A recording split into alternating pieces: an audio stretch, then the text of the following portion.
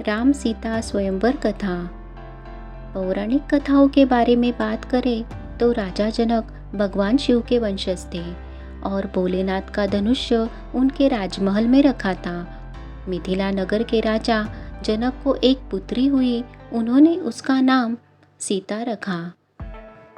सीता जैसे ही बड़ी हो रही थी वैसे ही उसके असामान्य गुण दिखाई देने लगे। एक दिन खेलते खेलते सीता ने शिवधनुष्य उठा लिया। वह धनुष्य बड़ा ही शक्तिशाली था। वह धनुष्य इतना शक्तिशाली था कि बड़े बड़े महारथी भी उसे नहीं उठा पाते। राजा जनक उसे देखकर आश्चर्यचकित हो गए। राजा जनक को पता चल चुका था कि सीता कोई साधारण कन्या नहीं है। जैसे ही सीता विवाह योग्य हो गई, राजा जनक ने सोचा कि सीता का विवाह भी किसी दिव्य पुरुष के साथ होना चाहिए। इसलिए उन्होंने सीता के स्वयंवर की घोषणा की और साथ ही यह भी ऐलान कर दिया कि जो धनुष्य पर प्रत्यंचा चढ़ाएगा उसी से मेरी पुत्री सीता का विवाह होगा। शिव धनुष्य कोई साधारण धनुष्य नहीं था, बल्कि उस काल का ब्रह्मास्त्र था। उस चमत्कारिक धनुष्य के संचालन की विधि राजा जनक, माता सीता और आचार्य श्री परशुराम और आचार्य श्री विश्वामित्र को ही ज्ञात थी। सीता के स्वयंवर का निमंत्रण सभी राजाओं के राजकुमारों को दिया गया। राजा जनक को इस बात का डर सताने लगा था कि अगर धनुष्य रावण के हाथ लग गया तो इस सृष्टि का विनाश हो जाएगा।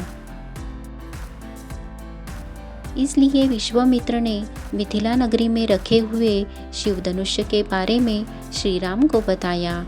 इस दरबार में कुमारी सीता, राजा जनक और सभी नगरवासी उपस्थित थे। इस स्वयंवर के लिए कई राजा राजकुमार आ चुके थे। इस स्वयंवर में लंकापति रावण भी शामिल हुआ था। स्वयंवर सभा के बीच दिव्य शिव धनुष्य रखा हुआ था जो फूलों से सजा हुआ था। स्वयंवर की घोषणा होने से पहले गुरु विश्वामित्र राम और लक्ष्मण के साथ स्वयंवर सभा में आ चुके थे। एक एक करके सभी राजा और राजकुमारों ने शिव धनुष्य पर प्रत्यंचा चढ़ाने का प्रयास किया, परंतु कोई भी धनुष्य पर प्रत्यंचा चढ़ाने में सफल नहीं हुआ। अंत में लंकापति रावण ने भी धनुष्य को उठाने की कोशिश की, किंतु रावण भी धनुष्य को उठा नहीं पा रहा था। एक के बाद एक करते करते सारे राज्यों के राजकुमारों ने हार मान ली। यह सारा दृश्य देखकर राजा जनक बड़े ही बेचैन हो गए। इस प्रतियोगिता में कोई भी सफल नहीं हो पा रहा था।